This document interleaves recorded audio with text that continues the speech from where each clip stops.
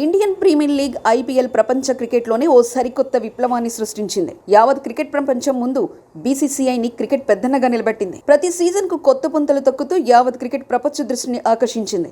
ఎంతగా అంటే ప్రతి క్రికెటర్ ఒక్కసారైనా ఐపీఎల్ ఆడాలని కలలు కనేంత, ఐపీఎల్ జరిగే 2 నెలల పాటు ప్రపంచ క్రికెట్ ఆగిపోయేంత, తమ జాతీయ జట్లను కాదని స్టార్ ప్లేయర్లంతా భారత్కు క్యూ కట్టేంత పాపులారిటీ సంపాదించుకుంది. ప్రపంచంలోనే అతిపెద్ద క్రికెట్ లీగ్గా ఐపీఎల్ గుర్తింపు పొందింది.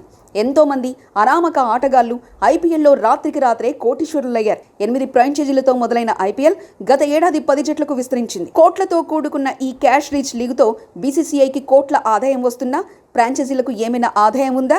వారికున్న ఆదాయ మార్గాలేమిటి?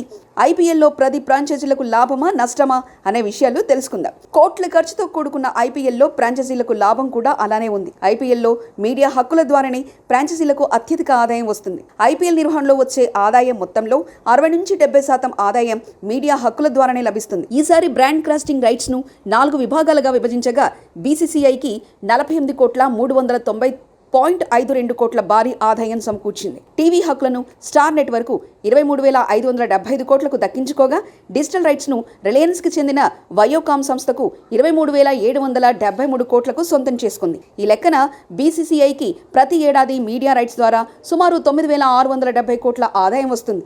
ఈ వచ్చిన ఆదాయాన్ని 50% బీసీసీఐలకు, 45% ఫ్రాంచైజీలకు, 5% ప్రైజ్ మనీ కింద విభజిస్తారు. ఈ లెక్కన ఒక్కో ఫ్రాంచైజీకి సుమారు 459 కోట్ల ఆదాయం వస్తుంది. మీడియా హక్కులతో పాటు టైటిల్ స్పాన్సర్షిప్ ద్వారా కూడా ఐపీఎల్ ఫ్రాంచైజీలకు ఆదాయం లభిస్తుంది.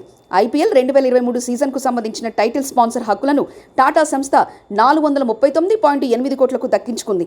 ఈ ఆదాయాన్ని కూడా బీసీసీఐ ఫ్రాంచైజీలకు పంచనుంది. ఇవి కాకుండా ప్రతి ఫ్రాంచైజీకి కొంతమంది ప్రత్యేక స్పాన్సర్స్ ఉంటారు.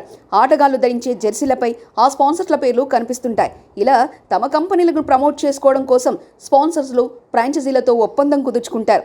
కరోనా మహమ్మారి కారణంగా గత 3 ఏళ్లు పరిమిత వేదికలు, బబుల్ నిబంధనలు మధ్య ఐపీఎల్ జరగ్గా ఫ్రాంచైజీలకు గేట్ రెవెన్యూ లేకుండా పోయింది.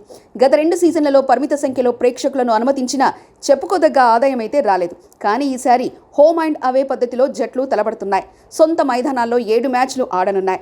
ఈ మ్యాచ్ టికెట్ల ధరలు నిర్ణయించే అధికారం ఆ ఫ్రాంచైజీకే ఉంటుంది. టికెట్లమ్మగా వచ్చిన ఆదాయంతో ఎక్కువ మొత్తం కూడా వాళ్ళకే వస్తుంది. బీసీసీఐ స్పాన్సర్లకు కొద్ది వాటా వెళ్తుంది. స్టేడియం ఖర్చుతో పోను గెట్ రెవెన్యూ ద్వారా ఫ్రాంచైజీలకు ఏడా 15 కోట్ల నుంచి 25 కోట్ల వరకు ఆదాయం సమకూరుతుంది. ప్రైజ్ మనీ ద్వారా కూడా ఫ్రాంచైజీలు ఆదాయాన్ని పొందుతాయి. సాధారణంగా ప్రతి సీజన్లోనూ టైటిల్ గెలిచిన జట్టుకు 20 కోట్లు, రన్నరప్గా నిలిచిన జట్టుకు 12.5 కోట్లు ప్రైజ్ మనీ అందుతుంది. అంతేకాకుండా ఆటగాళ్లను మార్చుకోవడం, తమ బ్రాండ్ టీషర్ట్లు, క్యాప్లు, ఇతర ఆట వస్తువులను విక్రయించడం ద్వారా కూడా ఫ్రాంచైజీలు ఆదాయం ఆర్జిస్తాయి. టీంకు సంబంధించిన సోషల్ మీడియా ప్లాట్ఫామ్స్ ద్వారా కూడా డబ్బులు అందుకుంటాయి. అందుకే బ్రాండ్ వాల్యూను పెంచుకునేందుకు ఫ్రాంచైజీలు ప్రయత్నిస్తుంటాయి. ఆదాయంతో పాటు ఖర్చు కూడా ఫ్రాంచైజీలకు ఎక్కువగానే ఉంటుంది. ప్రతి ఫ్రాంచైజీ తమ ఫైనల్ బిడ్ మొత్తంలో ఏటా 10% ఐపీఎల్కు చెల్లించాల్సి ఉంటుంది. ఫ్రాంచైజీలకు వచ్చే రెవెన్యూతో 35 నుంచి 45% వరకు ఆటగాళ్ల కోసం ఖర్చు చేయాల్సి ఉంటుంది. ఫ్రాంచైజీలు ప్రభుత్వానికి అనేక విధాలుగా ప్రత్యక్షంగాను పరోక్షాను పన్నులు చెల్లించాల్సి ఉంటుంది.